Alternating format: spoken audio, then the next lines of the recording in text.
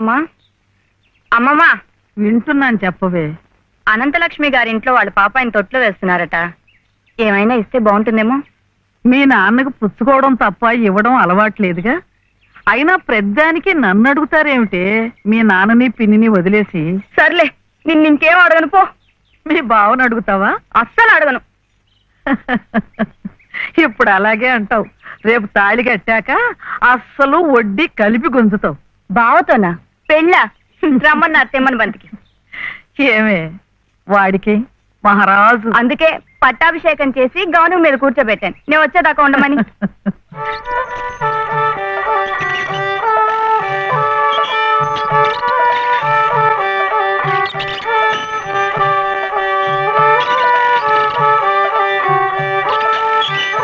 నా దగ్గర మాత్రం వ్యర్థ వేషాలు నీకు అని చెప్పండి. డబ్బు పంపిస్తేనే డబ్బా పంపించేది.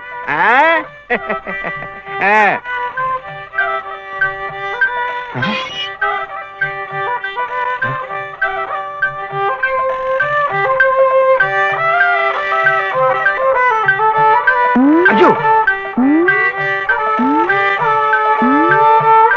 అమ్మో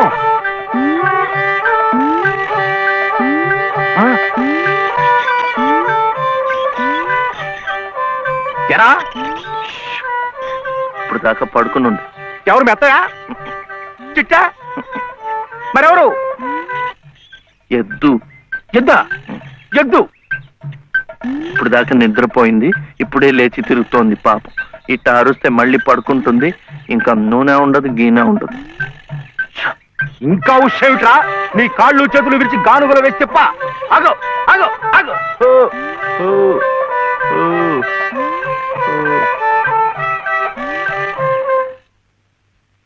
చెప్పానుగా పడుకుంటుందని.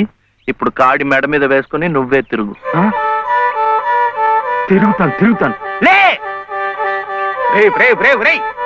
ఆ నూనెంతా డబ్బాలోకి ఎత్తావు. ఎంత నూనె తగలడిపోయిందో. ఏమిట్రా? ఇది అమ్మకూడదు, మట్టిలో కలిసిపోయింది. ఒంటికి రాసుకుని తలంటుకో. అంటుకుంటా. కాంతం కాంతం నువ్వు వెళ్ళి పత్రం పట్టరా. రౌతు కొద్ది గుర్రమని ఊరికే అన్నారటో. బుర్రలేని వెధవ కూర్చున్నాడని తెలిసి అది వెనక్కి తిరిగి తెచ్చింది.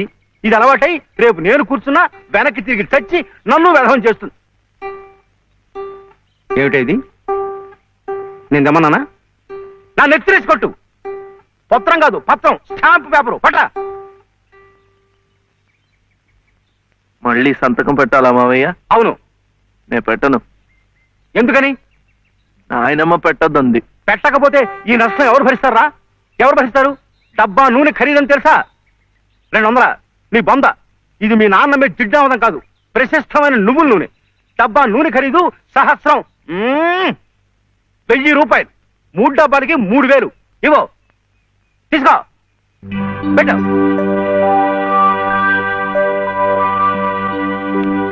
ఇది పెట్టిందే, ఇది పెట్టిందే, ఇది కూడా పెట్టింది.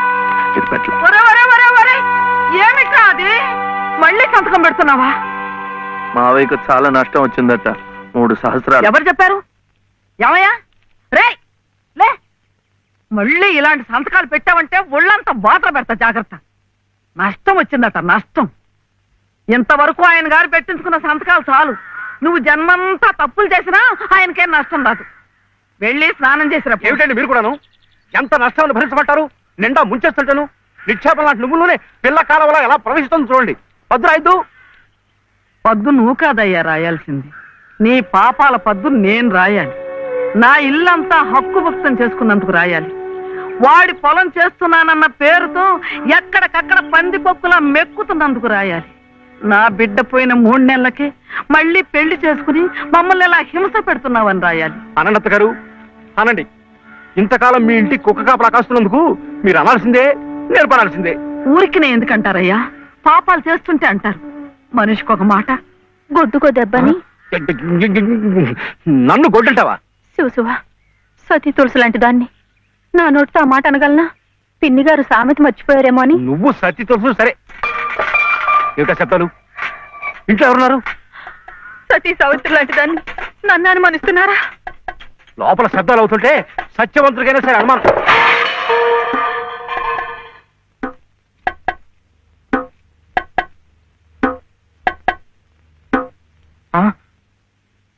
చూడు నాన్న, నీకు దిష్టి తగులుతుందని చాటుగా పలహారం పెడితే సీతమ్మ లాంటి దాన్ని నన్నే అనుమానిస్తున్నారు. రామచంద్రుడి కనుక అనుమానించానే ఏం తప్ప? నువ్వు రామచంద్రుడు కాదయ్యా, రావణాచంద్రుడు. ఆ విషయం తెలియకే బంగారం లాంటి నా కూతురు గొంతు కోసేసినాను. అవకాశం దొరికింది కదా అని నా ఇంట్లో తిష్ట వేసి మేసేస్తూ మీరే నా గొంతు కోశారు. సిగ్గు లేకపోతే సరి. సిక్కులేదని అమ్మ అన్నాడు. అవునన్నా, నేను ఇప్పుడే గోదాట్లో దూకుసేస్తా. నీతో పాటే నేను చచ్చిపోతానన్నా. రా తల్లి. అగ ఇదే ఈతల పోటీలు అనుకున్నారంటే ఒకళ్ళ వెనకాల ఒకళ్ళు దూకడానికి చావడానికి మీరెవరు చావక్కర్లేదు. మీరు ఇక్కడే బతికి చావండి, నన్ను చంపండి.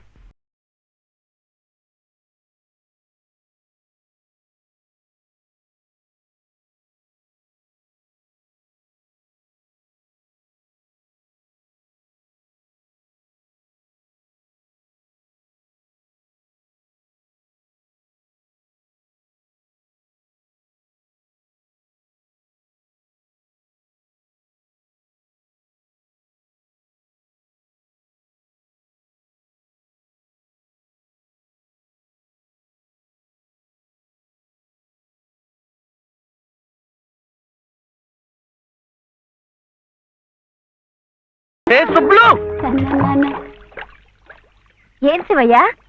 అదేమిటి పట్టపగల్లో చందమామ గురించి పాడుతున్నావు? అడుగు, వచ్చాడుగా. ఎక్కడా? ఏడి? నువ్వే.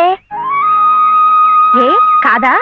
గుండ్రటి మొహం, చక్రాల్లాంటి కళ్ళు, ఎన్నెలల్లే నవ్వు. అయితే పాడుకో.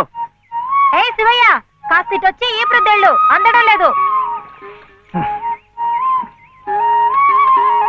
వీపు అందకుండా ఎందుకు పెట్టుకున్నావు? మీ ఆడాళ్ళతో ఎప్పుడు ఇదే గొడవ.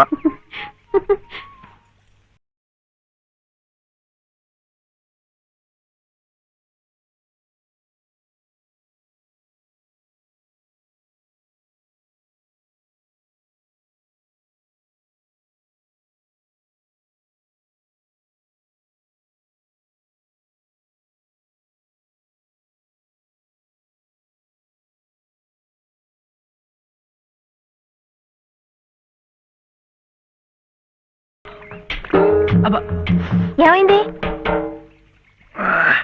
అవును, వెంకటస్వామి తాళ్ళిబొట్టు తీసుకురాగానే నీకు పెళ్లి అయిపోతుందన్నమాట. ఎట్టా అవుద్దయ్యా, నాకంటే పెద్దాడివి, నీకే కంది. నన్ను చేసుకోనందిగా, ఇంకెట్ట అవుతుంది? ఎవరంది? మా మావయ్య కూతురు చిట్టి. బంగారు కొండవి, నిన్న అంది. ఎందుకంది? మా నాయనమేమో శివయ్యని నీ మొగుడు చిట్టి అంది.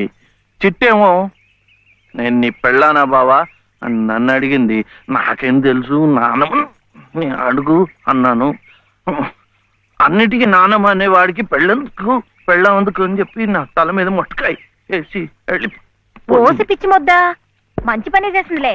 ఇదిగో ఓ మంచి లగ్గం చూసాయి, మన ఇద్దరం మరవాడేద్దాం. ఏంటి శివయ్య, వింటున్నావా? లేదు, బొందు కంటుకుంటున్నావు.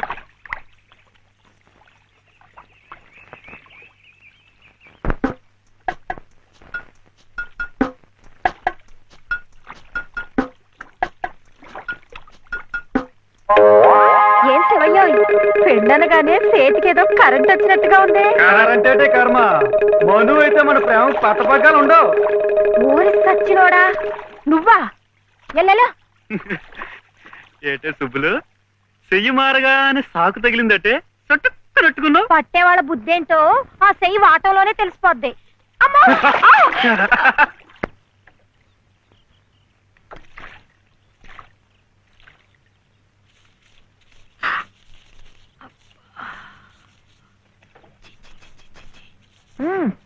పొద్దుని ఏ మొహం పడితే ఆ మొహం చూడకు. అత్తయ్య ఎదవమంటానా? లోపలికి వెళ్ళు.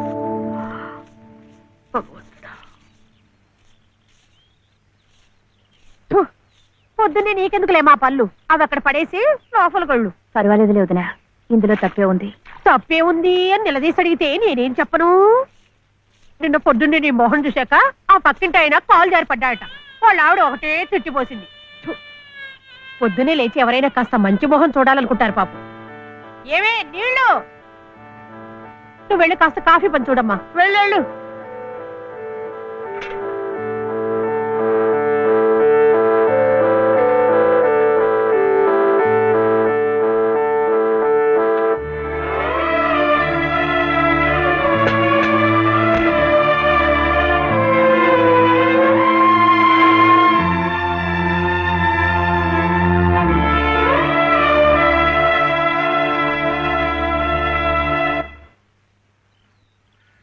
లలితమ్మ గారు, లలితమ్మ గారు, లలితమ్మ గారు. అదేమిటి రోజు ఎంచగ్గాను దుర్గమ్మ గారు అని నా పేరు పెట్టి పిలిచేదానివి, ఈ రోజు ఏమిటి లలితమ్మో అంటా గావుకేకలు దుర్గమ్మ లలితమ్మ అయిపోయింది ఏమిటి? అదెట్టా అవుతుందమ్మా? దుర్గమ్మే, లలితమ్మే. నా జాకెట్, నా లాగు, నా చొక్కా ఎక్కడా? ఇదిగో బాబు, తమ చీరలు 2 రాసుకోండి. ఒరే చెంప అక్కడ పెట్టరా.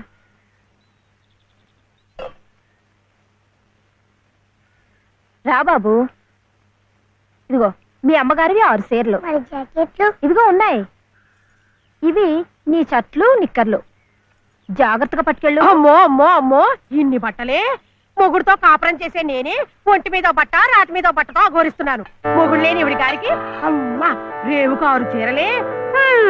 ఇట ఈ స్త్రీలకి ముస్త్రీలకి ఆయన గారి సంపాదన అంతా తగలేస్తే నేను నా బిడ్డలు అడుక్కు తినాల్సిందే. చిచ్చి మీ బట్టలే అనుకున్నాను. మీ మనసు కూడా నీరకాయ పట్టి మురికెత్తిపోయింది. ఒక్కసారి మీ ఆయన గారు ఉడకేసి ఇస్త్రీ చేస్తే నా స్వామి రంగా. ఏమిటే గొడుగుతున్నావు? అబ్బే ఏం లేదమ్మా. అయినా మీరు కూడా ఏందమ్మా, దేవుడు ఏదో చిన్న చూపు చూడబట్టి ఆవిడ మీ ఇంటికి వచ్చింది గాని నిన్నటిదాకా ఆవిడ లక్షణంగా బ్రతికిన మనిషేగా. అంటావు మధ్యలో నీ సమయం పోయింది. బట్టలు ఎక్కువేస్తే డబ్బు బాగా గుంజొచ్చని నీ ఆలోచన. ఆవిడ గారి బట్టలకి మీరేం డబ్బు ఇవ్వక్కర్లేదులేండి. పుట్టెడు కష్టంలో ఉంది. ఆవిడికి ఈ పాటి సాయం చేస్తే పుణ్యమైనా దక్కుద్ది. ఆహా, అంత పుణ్యం కావాలంటే నీ కొంపకి తీసుకెళ్లి నెత్తిన పెట్టుకు పూజించు ఈ సంతని. ఆవిడ రావాలే గాని ఆ మాత్రం అన్నం పెట్టలేకపో. మా కొంపలు ఇరుక్కు కావచ్చు కానీ మా మనసులు ఇరుక్కావు. మనసులు గుండెలు కోసి పెడితే సంతోషపడే ఘటాలు కావు. ముప్పుద్దులా మేపినా మనుషుల్ని పీక్కు తినే రకాలివి. అమ్మా అన్నం పెట్టవా? వచ్చి భుంచొద్దు గాని పద, బడికి టైం అవుతుంది. ఏమ్మా, పిల్లాడికి అన్నం పెట్టకుండానే స్కూల్కి పంపుతున్నావు? మాటంటేనే మూతి విరుపులైతే చాలా కష్టం. ఈ పూటైతే మానిపించావు, మధ్యాహ్నం తప్పుతుందా, సాయంకాలం తప్పుతుందా, రాత్రికి తప్పుతుందా? ఈ ఒక్క పూట ఆదా చేస్తే మాకేం మిగిలేదు లేదు. శుభ్రంగా కూర్చోపెట్టి వెళ్ళవయ్యా, వెళ్ళు. అది కాదు దినా, నిన్న పొద్దున అన్నం తిని కక్కుకున్నాడు, అందుకని. పడ్డలేదంటే ఇడ్లీలు బొడ్లీలు చేస్తాననుకుంటున్నావేమో. 3 రోజులు అన్నమైనా కుండలో వేస్తే ఎగబడి తింటారు నా బిడ్డలు. వేడు అలవాటు చేసుకుంటాడు వదినా.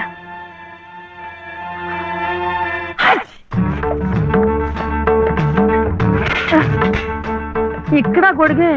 నీకు వర్షం వస్తుందేమోనని. సర్లే ఎక్కడైనా పెట్టు. రామ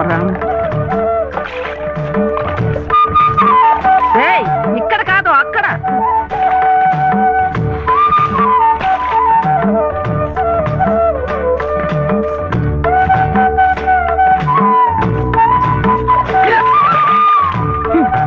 రామచంద్ర,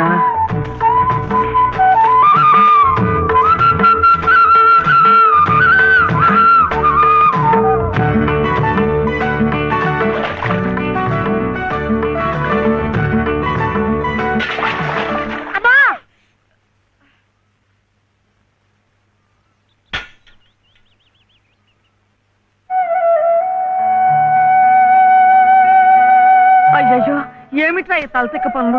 చూడలేదు. సర్లే, బిడ్డ పూర్తిగా తడిసిపోయాడు. ఏమనుకోకమ్మా. పర్వాలేదు. చాలే. అయితే రేపటి నుంచి నీళ్లు కూడా పోయను. ఒరే, ఇదంతా నా కోసం అట్రా, నీ కోసం కాదు. ఏది చేసినా భక్తితో చెయ్యాలయ్యా. అయితే ప్రసాదానికి వెళ్ళినా వెళ్ళు. ఓం రాజాతిరాజాయ ప్రసహ్య సాహినే నమో వయం వై శ్రవణాయ కుర్మహే సమే కామాం కామ కామాయ మహ్యం కామేశ్వరో వై శ్రవణో దదాతు ఇంకా నైవేద్యం కాలేదురా. శ్రవణోదదాత్తు.